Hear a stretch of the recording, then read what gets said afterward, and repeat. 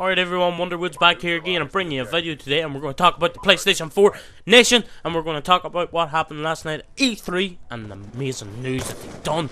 Oh god, I love Sony, hey. So yeah, first of all, the console's going to cost £329. That's in sterling. $399 in the US, so amazing price from the get-go. We're going to get an amazing deal, and Sony is just taking the high ground and they're putting Microsoft back in their seat. They're saying, look here, we are not just a stupid company, we are serious and we're going to do this, and I love them for that. They're bringing back the real structure to the PlayStation Nation, and they're getting their fans back, and honestly, I welcome you all back because I don't know why you left in the first place. It has been great here. Yes, it has been a bit less exciting, or what, a little bit more laggy or sometimes. Yeah, but still, we stay loyal. So yeah, the Xbox One, compared to the Xbox One, which is going to cost £429, or $499, you're saving about £100 or $100, whatever way you look at it. Some people say £80 because of tax, but whatever way you look at it, you're still saving money with the PS4. So I would highly recommend you go buy yourself one, because I am, and I was never going to change mine anyway. I never changed mine from the start. I've always been my PS all my life, so I don't think I was ever going to change. Whether it was good news or bad news, I was still going to stay loyal to the company, and I think that's what makes me really dedicated to the PlayStation Nation, because I didn't even consider changing. No matter what Microsoft or Sony had said, I still was staying with PlayStation. So yeah, the PlayStation 4 will not require an online connection. That's one of the big things that came out of last night's conference. And just by the way, guys, while you're going over this, because it was on very late last night, about 2 in the morning, and a lot of you young gamers that had to get up for school probably didn't get the opportunity to stay up and watch this great event. So if you can watch the video anywhere, I would highly recommend you go watch it. Sony knocked the ball out of the park in terms of destroying Microsoft.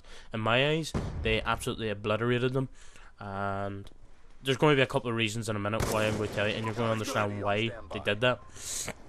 One of the reasons was the PlayStation 4 will support used games. Once the guy announced that that was going to happen, that they were going to support used games, the fucking crowd went crazy at E3. It's the best reaction I've ever seen. Like a amount of gamers or nerds go off like that. It was absolutely amazing to see, and I knew that Sony were probably going to do this. I said this to numerous friends before the conference.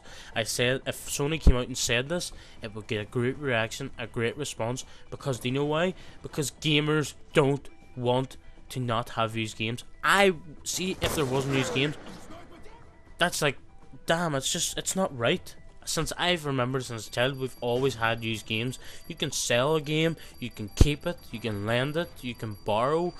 It's just there's so much advantages to having used games about, and I don't think Xbox appreciate that, or maybe they just don't understand how much people love to play old games. Yeah, it's all about new consoles, new games, but sure as heck, you from time to time you want to stick an old game in and you want to play it. You want to be like, yeah, just sit back and chill out with a few friends and play an old game. Sure as hell, everybody bound to actually have been there sometime in their life and thought, let's just sit down and play a game we used to play when we were like years ago, just for a bit of fun and see where we go.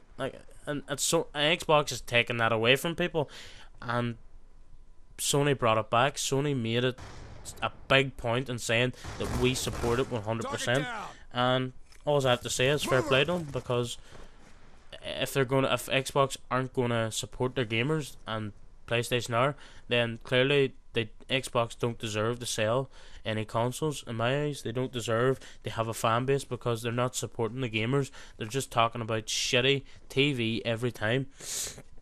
The only thing is, with a PS4, it requires you to have a PlayStation Plus to get online, which isn't really that bad. It's probably going to cost about £50 to £60 a year, which is not bad. It's like £5 under £5 a month.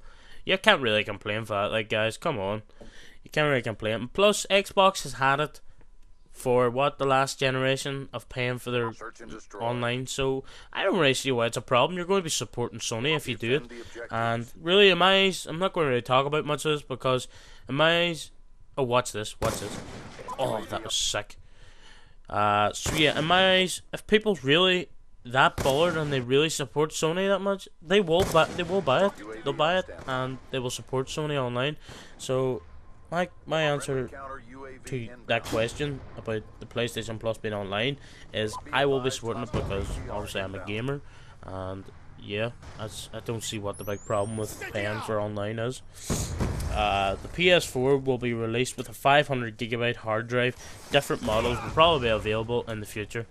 So yeah guys, I'm running out of time here, but if you enjoyed that video and you would like a part 2, please leave a comment below and like the video for me please, and peace!